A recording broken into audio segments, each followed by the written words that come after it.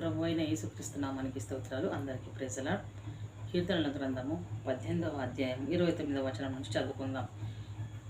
నీ సహాయం వలన నేను సైన్యములను జయింతును, నా దేవుని సహాయం వలన ప్రాకారమును దాటుదును. దేవుడు యథార్థవంతుడు, యెహోవా వాక్కు నిర్మలము, తన శరణుజొచ్చిన వారందరికీ ఆయన కేడెము. 32వ వచనం. నాకు బలము ధరింపజేయవాడు ఆయనే, నన్ను యథార్థ మార్గంలో నడిపించేవాడు ఆయనే. హల్లెలూయా. దేవుడి వాక్యం ఇక్కడ మాట్లాడుకుంటున్నాం. ఏమని? నీ సహాయం వలన నేను సైన్యములను జయింతును, నా దేవుని సహాయం వలన ప్రాకారములను దాటుదును అని అంటున్నారు. ఎవరు అంటున్నారు ఈ మాట అంటే ప్రధాన గాయకునికి యెహోవా దాసుడైన దావీదు కీర్తన. అతని శత్రువులందరి చేతిలో నుండి, సౌలు చేతిలో నుండి యెహోవా అతన్ని తప్పించిన దినమున దావీదు ఈ గీత వాక్యములను చెప్పి యెహోవాను స్తోత్రించి ఇట్లనెను, యెహోవా నా బలమా, నేను ప్రేమించుచున్నాను అని. హల్లెలూయా. కదా, దావీదు పడ్డ శ్రమలు చిన్నవి కాదు.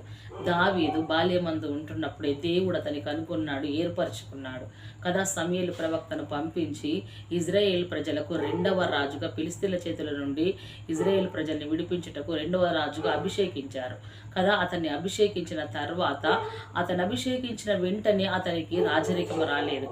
అభిషేకించిన వెంటనే అతనికి ఏమొచ్చింది? అభిషేకించిన వెంటనే అతను అరణ్యములకు తరమపడ్డాడు. కొన్ని సంవత్సరములు అతనికి రాజరికము వయసు వచ్చేంత వరకు తరమబడ్డాడు. అంటే ఆయన బాల్యమందే తరమబడ్డాడు. అందమైన బాల్యం అంతా ఏమైంది? అయినది అరణ్యాల పాలైంది. బంధువులతో కలిసి లేరు, తల్లిదండ్రులతో కలిసి లేరు, ప్రజలలో కలిసి లేరు. సౌలు తరుముతూనే ఉన్నాడు. దావీదు పరిగెత్తుతూనే ఉన్నాడు. ఎప్పటి వరకు?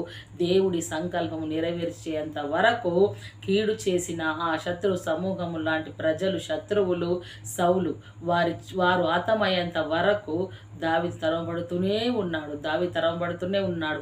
చంపడానికి అవకాశం వచ్చిన నువ్వు చంపకుండా దేవుడికి భయపడి ఆయనకు యుద్ధం అప్పచెప్పాడు కదా. అప్పుడు ఆ సమయంలో దేవుడు విడిపించినప్పుడు దావీదు రాజు దేవుడికి ఎత్తి పాడిన గీత వాక్యములు అన్నట్లు స్తోత్రం చేసి, నీ సహాయం వలన సైన్యములను జయించుతును, నా దేవుని సహాయం వలన నేను ప్రాకారములను దాటుదును అని. అదే ద్వితీయోపదేశకాండం 7వ అధ్యాయము 23-24 చూసుకున్నట్లయితే ఇక్కడ, అయితే నీ దేవుడైన యెహోవా వారిని నీకు అప్పగించి వారిని నశింపజేయ వరకు వారిని బహుగా తల్లడిల్ల చేయును. హల్లెలూయా అని వాక్యం కదా. శత్రువులను మన చేతికి మన దేవుడు ఎప్పుడు అప్పచెప్తాడు తెలుసా? దేవుడే మన బలమై ఉన్నప్పుడు, దేవుడే మన సహాయమై ఉంటాడు. ఆయన మనకు సహాయపడి ఉన్నప్పుడే శత్రువులను మనం హతమర్చు వారమై ఉంటున్నాం, శత్రు సమూహమును మనము తొలగించుకుని వారమై ఉంటున్నాం. ఆయన వారి రాజులను నీ చేతికి అప్పగించును, నీవు ఆకాశం క్రిందను వారి నామమును నశింపజేయవలెను, నీవు వారి నశింపజేయ వరకు ఏ మనుషుడును ఎదుట నిలువలేకపోవును అని వాక్యం సెలవిస్తుంది కదా. ఇట్టి వాక్యము దేవుడు వారికి సెలవిచ్చాడు. ఇవి సెలవిచ్చిన దేవుడు నెరవేర్చకుండా ఉన్నాడా అంటే నెరవేర్చి ఉన్నాడు దేవుడు కదా. దేవుడి సహాయం వారు కోరుకున్నారు, దేవుడి మీద వారు ఆధారపడినట్లు మనం చూస్తున్నాం. అదే ద్వితీయోపదేశకాండం 11వ అధ్యాయం 25వ వచనంలో చూసినట్లయితే, ఏ మనుషుడును నీ ఎదుట నిలవడు, తాను చెప్పినట్లును మీ దేవుడైన యెహోవా మీరు అడుగుపెట్టు దేశమంతటి మీద మీ బెదరును, మీ భయమును పుట్టించును. ఎవరికి? శత్రువులకు కదా. ఇందాక మనం చదువుకున్నాం, అది నశింపజేయ వరకు మీ చేతికి వారిని అప్పచెప్పాను అని. ఏ మనుషుడు కూడా వారి ఎదుట నిలవకుండా దేవుడు ఏం చెప్పినాడట? దేవుడిని వారికి భయము పట్టించాడు అన్నట్టు కదా. అడుగుపెట్టు స్థలమెల్ల దేవుడు నిలిచి ఉన్నాడు వాడికి. ఇప్పుడు మనము కూడా వెళ్తున్నాం. ఈ లోకమే మనకు ఒక శత్రువు, మన శరీరమే మనకు ఒక శత్రువు, మన మనస్సు మనకు ఒక చెరసాల కదా. అడుగుపెట్టు ప్రతి స్థలం అందు మన హృదయం దేన్ని ఆశిస్తుందో, మన నేత్రం దేన్ని ఆశిస్తుందో, మన శరీరం దేన్ని ఆశిస్తుందో కదా. అటువంటి సమయంలో శరీరాన్ని కూడా మనం జయించాలి.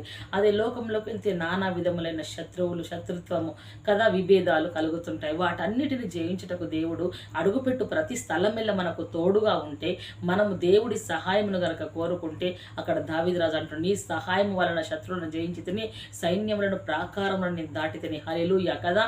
వీటిని దాటాలంటే మనకు ఎవరు అవసరమై ఉంటుంది? అవి దాటించే శక్తి మనకు కావాలి.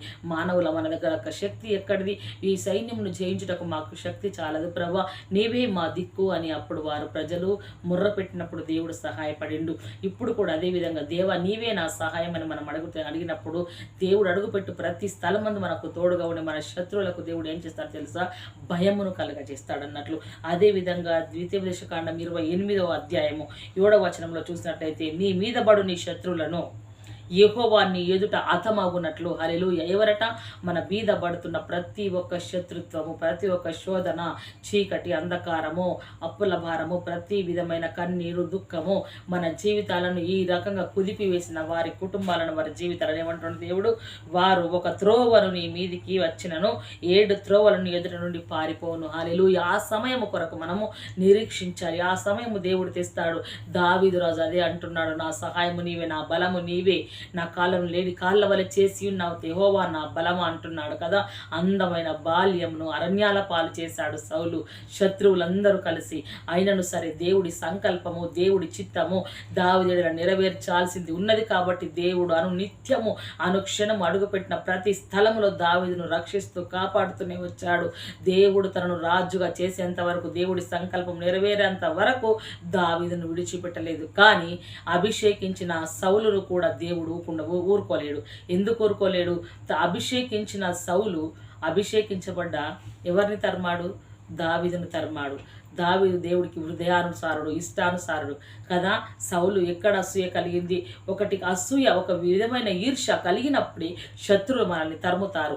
వారికంటే మనం అన్ని విషయాలలో ఎక్కుంటేనే ఒక సైన్యం మన వెంటాడుతుంది కదా. అందరికంటే దావీదు అక్కడ ఎక్కువ కనబడ్డాడు, సౌలు కంటే ఎక్కువ కనబడ్డాడు. దావీదుకు 10,000 కొలది, సౌలుకు 1,000 కొలదని ప్రజలు, స్త్రీలు స్తుతి గీతము పెట్టి పాడినప్పుడు, యుద్ధం జరిగినప్పుడు అది అసూయగా మారింది. ఆయన సైన్యము దండు పట్టుకొని ఆయన వెంబడిస్తూ తరుముతూ ఉన్నాడు కదా. అలా తరుముతున్నప్పుడు దేవుడు వాక్యం అంటుంది, ఏమని అంటుందంటే, ఒకవైపు నుంచి వచ్చి 7 వైపుల నుంచి వారు పారిపోతారు అని. అదే యెహోషువ గ్రంథంలో చూసుకున్నట్టు 1వ అధ్యాయము 5వ వచనంలో చూసినట్లయితే, నీవు బ్రతుకు దినములన్నిటిను ఏ మనుషుడిని ఎదుటను నిలువనేరడు. హల్లెలూయా. యెహోషువ కూడా దేవుడు సెలవిస్తున్నాడు కదా.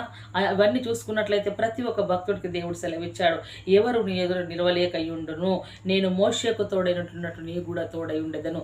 ఈ సైన్యమును జయించేంత మట్టుకు కూడా దేవుడు యెహోషువకు తోడై ఉంటూనే ఉన్నాడు, బలపరుస్తూనే ఉన్నాడు. హాయి పట్టణాన్ని, ఎరుకో పట్టణాన్ని కూల్చుటకు యెహోషువకు దేవుడు తోడై ఉంటూనే ఉన్నాడు. ఎందుకు? దేవుడి సహాయం యెహోషువ గారు కూడా అడిగినట్లు మనము చూస్తున్నాం కదా. అదే యెహోషువ 21:44లో ఇక్కడ దేవుడు వాక్యం సెలవిస్తుంది. ఏమని అనంటే, యెహోవా వారి పితరులతో ప్రమాణము చేసిన నాట నుండి ప్రకారము అన్ని దిక్కులయందు వారికి విశ్రాంతి కలుగజేసెను. హల్లెలూయా.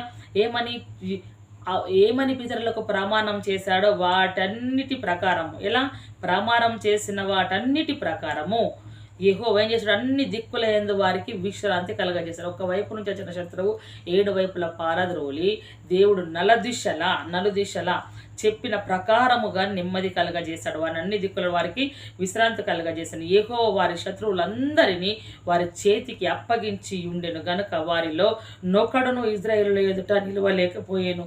యెహోవా ఇజ్రాయేలులకు సెలవిచ్చిన మాటలన్నిటిలో ఏదియు తప్పి ఉండలేదు, అంతయు నెరవేరెను. హల్లెలూయా.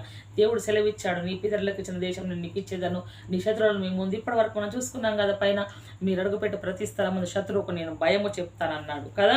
ఇంకేమన్నాడు? ఒకవైపు నుంచి వచ్చిన శత్రువు 7 వైపు నుంచి పారదోలుతారన్నాడు. మోషేకు తోడంటే మీకు తోడుంటానన్నాడు. ఇక్కడ ఏమంటాడు? ప్రమాణం చేసి ఉన్నాను కాబట్టి దేవుడు కార్యం నెరవేర్చాడు కదా.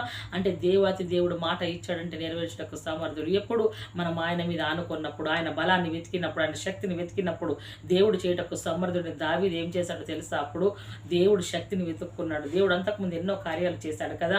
వాటన్నిటిని వెతుక్కొని ఆయన బలమును పుంజుకొని ఆయన మీద నిరీక్షించి విశ్వాసం ఉంచి ఆయన పరిగెడుతూనే ఉన్నాడు. అప్పుడు దేవుడు సహాయం అందించాడు. యెహోషువ గారు కూడా అదే విధంగా చేశారు కదా. మన పితరులందరూ అదే విధంగా చేశారు. యెహోషువ అదే గ్రంథం చూసినట్లయితే, యెహోవా బలము గల గొప్ప జనములను మీ ఎదుట నుండి కొట్టి వేసి ఉన్నాడు, మీ ఎదుట నేటి వరకును ఏ మనుషుడు నిలిచి ఉండలేదు. హల్లెలూయా. యెహోషువకు కూడా సెలవిచ్చాడు ఏమని, బలం గల గొప్ప జనములను మీ ఎదుట నుండి కొట్టి వేసి ఉన్నాను అని అంటున్నాడు. ఆ బలం గల జనములను కొట్టివేసిన దేవుడు ఏ మనుషుడు ఎదుట నిలవకుండా చేస్తాడన్నట్లు. అలా కదా మరి మన జీవితాలలో కూడా బలమైన జనం ఎందరు పరిగెత్తుకొని వస్తున్నారు. దేవుడి యందు నిరీక్షించి ఆశ కలిగి ఉన్నట్లయితే బలహీనమైన మన పరిస్థితిని, బలహీనమైన మన జీవితంను దేవుడు బలపరచటకు సమర్థుడై ఉంటున్నాడు. ఎలా మనం అడగాలంటే, దేవా నీవే నా సహాయం, నీవే నా దిక్కు, నీవే నా బలము, ఈ సైన్యమును ఈ పరిస్థితులను దాటుటకు శక్తి నాకు లేదు, నీ ఒక్కడవే దాటించగలవు, నీ ఒక్కడవే జయింపజేయగల దేవుడవై ఉన్నావని దేవుడి వైపు చెయ్యెత్తి ఆయన మీద ఆధారపడినట్లయితే దేవుడు తప్పకుండా మనకు కార్యం చేయుటకు సమర్థుడై ఉంటున్నాడు. అదే విధంగా చూసినట్లయితే ఇక్కడ దేవుడు వాక్యం ఉంటుంది ఏమని, పరమగీతంలో, ముందుండినది బహుకాలము క్రిందనే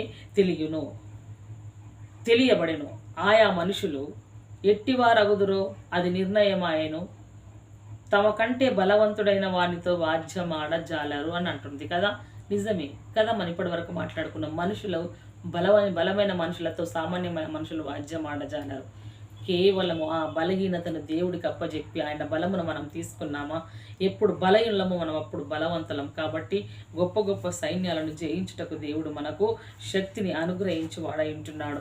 ఆయన శక్తి, ఆయన మహాకృప ఎప్పుడు మనతోనే ఉంటుంది. అందుకనే ఇక్కడ అంటాడు దేవుడు, దావీదు ఏమంటాడు 34వ వచన కీర్తన, నా చేతులకు యుద్ధము చేయ నేర్పువాడు ఆయనే, నా బాహువులు ఇత్తడి విల్లును ఎక్కుపెట్టును, నీ రక్షణ కేడము నీవు నాకు అందించుచున్నావు, నీ కుడి చెయ్యి నన్ను ఆదుకొనెను. హల్లెలూయా కదా. దేవుని చెయ్యి ఆదుకుంది. ఆయన పాట పాడుతున్నాడు, యుద్ధమునకు నీవు నన్ను బలము ధరింపజేసితివి, నా మీదికి లేచిన వారికి నా క్రింద అణచివేసితివి ప్రభువా అంటున్నాడు. ఈ 18వ దావీదు కీర్తనలో మొత్తము చూసినట్లయితే సౌలు చేత, శత్రువుల చేత విడిపింపబడ్డ తర్వాత దేవుడి బలము ఏ రీతిగా విడిపించాడు, దేవుడు ఎట్టి బలమును అనుగ్రహించాడు, ఏ సమయాలలో ఎలా ఆదుకున్నాడు అనేది పూర్తిగా వివరిస్తూ ఆయన పలికినట్టు మనము చూస్తున్నాం కదా. మన జీవితాలలో కూడా దేవుడు అద్భుత కార్యాలు చేయుటకు సమర్థుడు, శక్తిమంతుడు. మన బలహీనతలను చూసి మనం బలహీనపడద్దు, కానీ దేవుడి బలాన్ని చూసి మనం బలం పొందుకున్నట్లయితే నీతి సత్యములకు కారణభూతుడు, న్యాయము చేయుటకు ఆయన శక్తివంతుడు, ఆయన యథార్థవంతుడు. కాబట్టి తప్పకుండా మనకు న్యాయం చేస్తాడు. శత్రువులు పగబట్టి ఎందరూ లేచినను దావీదుకే విజయం దక్కింది. దావీదు విజయం కొరకే సౌలున్నాడు, దావీదు విజయం కొరకే శత్రువులు ఉన్నారు. దయచేసి గమనించాలి, మనకు శత్రువులు ఉన్నారు అని అంటే మన విజయాల కొరకే వారు ఉన్నారు. మన శ్రమనే మనకు ఒక ఆయుధం, మన శత్రువే మనకు ఒక మార్గం. కాబట్టి దేవుడి దగ్గరికి తరుముతున్నారు. కానీ ఎక్కడికి తరుమారో తెలుసా, దేవుడికి దగ్గరగా తరుమారు. ఎలా తరుమారంటే దేవుడికి దగ్గరగా తరుమారు. శత్రువు తరుముతున్నా కొలది మనం ఎక్కడికి వెళ్తున్నాం, మనకు చుట్టూ అంత పరిస్థితులన్నీ వ్యతిరేకతలు ఉన్నాయి కదా. మనల్ని పుట్టించి నిర్మించి మనకు సహాయకుడైన దేవుడి ఎదుటకే మనం వెళ్తున్నాం, ఆయనను కలుసుకుంటున్నాం. ప్రతి క్షణమందు శత్రువు తరిమిన ప్రతి క్షణమందు, ఒత్తిడి జరిగిన ప్రతి క్షణమందు ఆయనను లీలమైపోతున్నాం. కాబట్టి శత్రువే ఒక మార్గం అని ఎందుకు అంటాను నేనంటే, నా మాటగా నేను అంటాను, శత్రువే మనకు ఒక మార్గం దేవుడి దగ్గరకు దరి చేర్చుటకు కదా. 100 మంది ఒకరిని కలిసి తరుముతున్నారంటే 100 మందికి ఉన్న బలం అంతా ఒకడికే ఉంది.